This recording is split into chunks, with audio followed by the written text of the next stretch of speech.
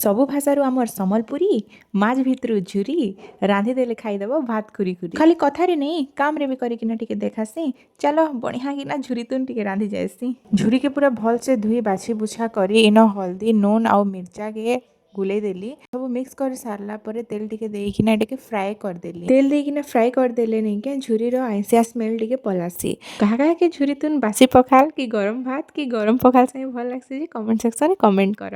आमर silver fish तो golden fish रे कन्वर्ट हो सारा न पूरा कड़क करी फ्राए भी कर सारे। तेल टिके देदेली प्याज दे सारा पर मसला के पूरा भल भाव कषिदेली तार मिर्चा पाउडर हल्दी पाउडर देकिना भल से मिक्स करदेली। मसला के जिते कसब कि नहीं सेते बढ़िया लगबा और झोल के रखबा से निजर उपरे रहेला।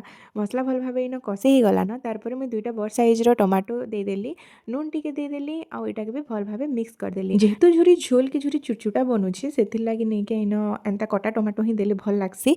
आउ इन देखि पारथिबो टिके फ्लेवर के इनहांस करबार लागि दे देइछे धनिया पतर लास्ट के टिके धनिया पतर देली हे गला हमर झुरी तुन रेडी अधा बासना रे तो अधा झोल रे खाई देले न भात खुरी खुरी खाना देखलो फॉलोटे कर दियो।